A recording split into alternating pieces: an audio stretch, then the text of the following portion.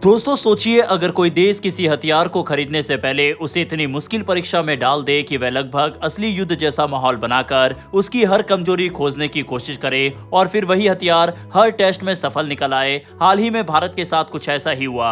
Armenia से सामने आई एक रिपोर्ट ने भारतीय रक्षा उद्योग को लेकर नई चर्चा शुरू कर दी है। आज भारत सिर्फ अपनी सेना के लिए हथियार नहीं बना रहा, बल्कि दुनिया के कई देशों को भी रक्षा उपकरण बेच रहा है। इन्हीं देशों में से एक नाम है आर्मीनिया का। पिछले कुछ सालों में भारत और आर्मीनिया के रक्षा संबंध तेजी से मजबूत हुए हैं, लेकिन ये भरोसा आसानी से नहीं बना। आर्मीनिया ने भारत के हर बड़े रक्षा सिस्टम को पहले अच्छी तरह परखा और उसके बाद ही खरीदने का फैसला किया। असल में साल 2020 में अजरबैजान के साथ हुए युद्ध ने आर्मीनिया को बड़ा सबक दिया। उस युद्ध में ड्रोन और अत्याधुनिक इलेक्ट्रॉनिक तकनीक ने बहुत बड़ी भूमिका निभाई। तभी आर्मीनिया को एहसास हुआ कि आने वाले समय में सिर्फ टैंक और मिसाइलें काफी नहीं होंगी। अगर दुश्मन के ड्रोन को समय रहते नहीं रोका गया तो बड़े से बड़ा हथियार भी बेकार साबित हो सकता है। इसी वजह से आर्मीनिया ने अपनी सेना को आधुनिक बनाने का फैसला किया। उसने कई देशों के रक्षा सिस्टम का अध्ययन किया। फ्रांस और भारत दोनों के प्रमुख विकल्प थे, लेकिन भारत उस समय रक्षा निर्यात के क्षेत्र में तेजी से आगे बढ़ रहा था और आर्मीनिया ये सुनिश्चित करना चाहता था कि भारतीय सिस्टम वास्तव में उतने ही भरोसेमंद है जितना दावा किया जा रहा है। रिपोर्ट्स के मुताबिक भारतीय हथियारों को सामान्य तरीके से नहीं बल्कि बेहद कठिन परिस्थितियों में टेस्ट किया गया। अलग अलग मौसम, अलग अलग वातावरण और युद्ध जैसी स्थिति बनाकर ये देखा गया कि सिस्टम लगातार सही तरीके से काम करते भी हैं या फिर नहीं। इन सभी परीक्षणों में भारतीय रक्षा उपकरणों ने अच्छा प्रदर्शन किया। साथ ही उनकी कीमत भी दूसरे देशों के मुकाबले काफी किफायती बताई गई। यही वजह रही कि आर्मीनिया का भरोसा भारत पर बढ़ता चला गया। सबसे पहले आर्मीनिया ने भारत के बड़े हथियार खरीदे। इनमें Pinaka multi barrel rocket system, ATGS तोप और आकाश एयर डिफेंस सिस्टम जैसे नाम शामिल है। इन सिस्टम से संतुष्ट होने के बाद आर्मीनिया ने भारत की एंटी ड्रोन तकनीक में भी रुचि दिखाई। आज के समय में ड्रोन सबसे बड़ा खतरा बन चुके हैं। छोटे छोटे ड्रोन भी सेना के ठिकानों, रडार और हथियारों को निशाना बना सकते हैं। इसीलिए दुनिया के कई देश ऐसे सिस्टम विकसित कर रहे हैं जो दुश्मन के ड्रोन को बिना मिसाइल दागे ही रोक सके। भारत ने भी इसी दिशा में एंटी ड्रोन तकनीक विकसित की। जानकारी के अनुसार आर्मीनिया ने भारत की निजी कंपनी जैन टेक्नोलॉजी का एंटी ड्रोन सिस्टम खरीदा, लेकिन इसे सीधा सेना में शामिल करने से पहले एक बार फिर उसकी कड़ी परीक्षा ली गई। रिपोर्ट में दावा किया गया कि पिछले महीने युद्ध जैसा माहौल तैयार किया गया, जहां बड़ी संख्या में ड्रोन को सिस्टम के सामने भेजा गया। पहले चरण में लगभग 10 ड्रोन के साथ उड़ाए गए। भारतीय सिस्टम ने उनकी नेविगेशन सिग्नल को बाधित कर दिया, जिससे वह अपने लक्ष्य तक नहीं पहुंच सके। इसके बाद दूसरे चरण में 20 ड्रोन का बड़ा समूह भेजा गया। बताया गया कि इस बार भी सिस्टम ने सभी ड्रोन को रास्ते से भटका दिया और वे अपने मिशन को पूरा नहीं कर पाए। रिपोर्ट में यह भी कहा गया कि भारतीय एंटी ड्रोन सिस्टम जीपीएस और अन्य सैटेलाइट नेविगेशन सिग्नलों को बाधित करने में सक्षम है। जब ड्रोन को सही दिशा नहीं मिलती तो वह अपना रास्ता खो देता है और हमला नहीं कर पाता।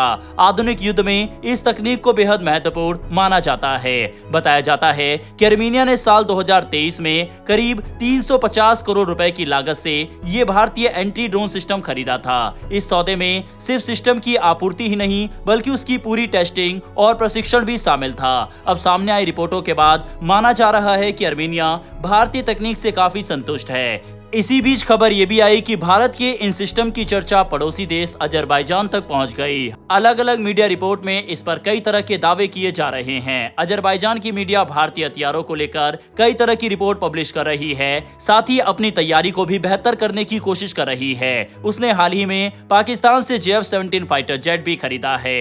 भारतीय रक्षा तकनीक अब दुनिया का ध्यान अपनी ओर खींच रही है। भारत के लिए ये सिर्फ एक रक्षा सौदा नहीं है, ये इस बात का संकेत भी है कि अब भारतीय कंपनी आधुनिक तकनीक विकसित करके अंतर्राष्ट्रीय बाजार में अपनी पहचान बना रही है। अगर आने वाले समय में ऐसे सिस्टम लगातार अच्छा प्रदर्शन करते रहे तो भारत का रक्षा निर्यात और तेजी से बढ़ सकता है। बढ़ते हैं अगली खबर की तरफ, जो कि भारत के निर्यात के आंकड़े को लेकर आ रही है। भारत और अमेरिका के बीच व्यापार लगातार बढ़ रहा है। अमेरिका आज भी भारत का सबसे बड़ा निर्यात बाजार है, यानी भारत सबसे ज्यादा सामान अमेरिका को बेचता है। लेकिन इस बार जारी सरकारी आंकड़ों में एक बड़ा बदलाव देखने को मिला, भारत का अमेरिका के साथ ट्रेड सरप्लस पहले के मुकाबले कम हो गया है। सबसे पहले समझते हैं ट्रेड सरप्लस होता क्या है। मान लीजिए भारत किसी देश को 100 रुपए का सामान बेचता है और उसी देश से 60 रुपए का सामान खरीदता है। ऐसे में 40 रुपए का अंतर भारत के पक्ष में रहता है। इसी को ट्रेड सरप्लस कहते हैं। वाणिज्य मंत्रालय के आंकड़ों के अनुसार वित्त वर्ष 2025-26 में भारत ने अमेरिका को 87.31 अरब डॉलर का सामान बेचा।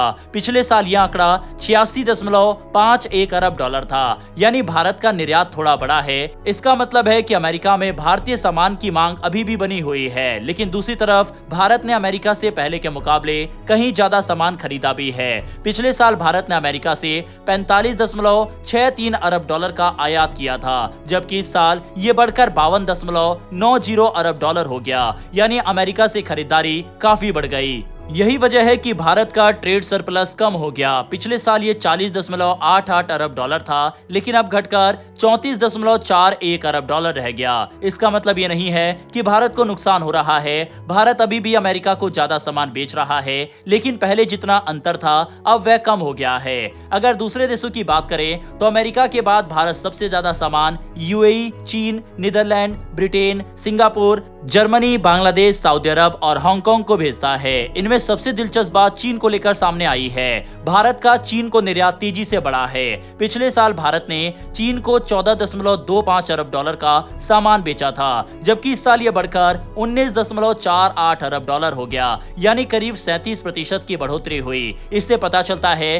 कि चीन में भी भारतीय सामान की मांग अब बढ़ रही है। लेकिन इसके साथ एक बड़ी चुनौती भी है। भारत चीन से बहुत ज्यादा सामान खरीदता है। इस साल भारत ने चीन से 131.63 अरब डॉलर का सामान आयात किया, जबकि पिछले साल ये 113.45 अरब डॉलर था। यानी भारत अब भी कई चीजों के लिए चीन पर काफी हद तक निर्भर है। इसके अलावा यूएई के साथ भी भारत का व्यापार बढ़ा है। भारत का वहां निर्यात बढ़कर 37.37 अरब डॉलर हो गया। वहीं यूरोप के कुछ देशों जैसे नीदरलैंड और ब्रिटेन में भारतीय निर्यात की रफ्तार थोड़ी धीमी रही। आयात की बात करें तो चीन अब भी भारत के लिए सबसे बड़ा सप्लायर है। उसके बाद यूएई, रूस और अमेरिका का नंबर आता है। यानी भारत इन देशों से बड़ी मात्रा में सामान खरीद रहा है। वाणिज्य सचिव राजेश अग्रवाल ने बताया कि मार्च 2026 में व्यापार पर पश्चिम एशिया में चल रहे तनाव का भी असर पड़ा। इस दौरान इस क्षेत्र में भारत का निर्यात करीब 3.5 अरब डॉलर कम हो गया। वहीं वहां से आयात में भी लगभग 8.7 अरब डॉलर की गिरावट आई। इसका मतलब है कि दुनिया में कहीं भी तनाव बढ़ता है तो उसका असर भारत के व्यापार पर भी पड़ता है। कुल मिलाकर ये रिपोर्ट बताती है कि भारत का निर्यात बढ़ रहा है, जो कि अच्छी बात है, लेकिन साथ ही अमेरिका और चीन से आयात भी तेजी से बढ़ रहा है।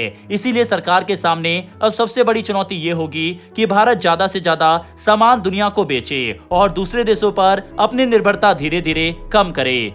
फिलहाल दोस्तों इस वीडियो में इतना ही। वर्ल्ड अफेयर से जुड़ी ऐसी ही वीडियो के लिए नीचे दिए गए सब्सक्राइब बटन को प्रेस कर बेल आइकन को जरूर दबा लें। फिर मिलेंगे ऐसी एक नई वीडियो के साथ। धन्यवाद। जय हिंद, जय भारत।